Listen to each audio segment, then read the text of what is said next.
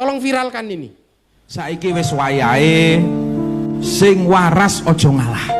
Makanya saya mengatakan sistem politik tidak mungkin dibuat oleh Tuhan. Tuhan sudah menciptakan alam semesta dan sudah menguasai alam semesta.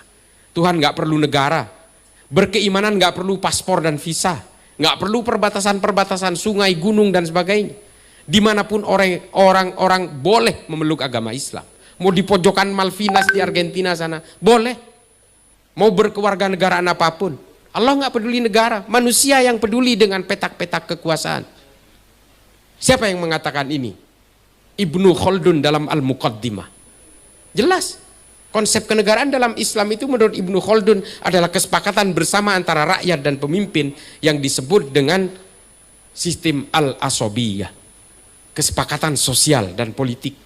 Social and Politics Cohesion. Kalau di dalam pemikiran John Maynard disebut sebagai the circle of state. Dia mengutip dari pemikiran-pemikiran Ibnu Khaldun dalam Al-Muqaddimah. 3 sistem ini, apakah ini buatan Tuhan? Tidak. Saya selalu menolak itu. Ini hanyalah narasi-narasi dan jargon-jargon kelompok yang ingin berkuasa atas nama agama. Ini adalah bentuk dari kampanye-kampanye politisasi agama. Seolah-olah yang saya bawakan ini adalah sistem politik dari Tuhan, lalu dia bisa menghipnotis manusia, oke, kamu jadi penguasa. Dan ini hari ini dijalankan di sini di Indonesia. Sistem syuro, apakah yang pertama di dunia? Tidak. Berabad-abad sebelumnya orang Romawi sudah menggunakan sistem ini. Namanya Respublika Romana. Sudah ada. Mosok Tuhan nyontek orang Romawi terus diberikan kepada Islam, ini loh buatan saya. Gak bisa. Mari kita belajar tentang sistem politik. Mari kita bicara tentang sejarah-sejarah genealogi pemikiran politik manusia. Di dalam sejarah politik manusia, sistem Respublika Romana ini yang kemudian di Islam dikenal dengan sistem syuro ini disebut dalam ilmu politik sebagai the early republic political system. Awal dari terciptanya sistem republik yang diciptakan oleh Plato dalam kekuasaan bangsa Romawi. Lalu kemudian Al-Mamlakah ini, apakah ini muncul dengan sendirinya di dalam Islam? Tidak. Bangsa lain sudah menciptakan sistem ini 7 abad sebelumnya. Namanya monarki absoluto. Monarki absolut, kerajaan yang betul-betul absolut.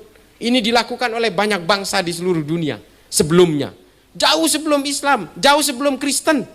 Ini sudah ada sistem ini. Sebelum Nabi Isa lahir, sebelum Nabi Muhammad lahir, sudah ada. Jangan katakan, oh ini kan sistem dari Allah, ini dari Allah yang berbasis Islam. Kamu pikir mereka ini sudah mengenal agama? Tidak. Sistem ini sudah diciptakan oleh orang-orang non-Kristen, orang-orang non-Islam. Jauh sebelum Kristen dan Islam itu lahir. Lalu apakah ahlul halli wal aqdi ini orisinil pemikiran orang Islam? Tidak juga. Ini sudah dilakukan oleh bangsa Romawi ketika Romawi menguasai kekaisaran Bizantium. Kekaisaran Romawi yang utuh di seluruh dunia runtuh, kemudian mereka pecah menjadi 2 bagian. Western Europe dan kekaisaran Bizantium, Byzantine Empire. Kalau di buku sejarah seperti itu. Western Europe menjadi kerajaan, lalu kemudian Byzantine Empire menjadi sistem yang sama persis dengan ahlul halli wal aqdi ini. Namanya adalah Concilium Plebis. Ini jauh berabad-abad sebelum Bani Abbasiyah menemukan sistem ahlul halli wal aqdi. Jangan katakan ini buatan Tuhan. Jangan kerdilkan Tuhan dengan sistem politik. Dan juga jangan klaim seolah-olah ini murni dan orisinil buatan orang Islam. Jangan, malu kita.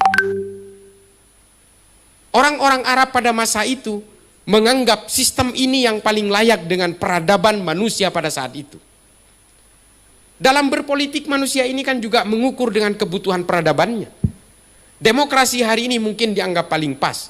2-3 abad ke depan demokrasi mungkin sudah dianggap ketinggalan zaman. Terus kalau khilafah diterapkan hari ini, apakah layak? Menurut saya sudah tidak. Ini kan persoalan sejarah. Jangan kemudian seperti yang saya bilang tadi, kepala kita masih ketinggalan di abad-abad awal, tapi kaki kita sudah berada di abad milenium. Akhirnya apa? Kita kebingungan sendiri. Tolong viralkan ini. supaya masyarakat kita melek, jangan terpengaruh oleh pemikiran-pemikiran politik-politik atas nama agama ini.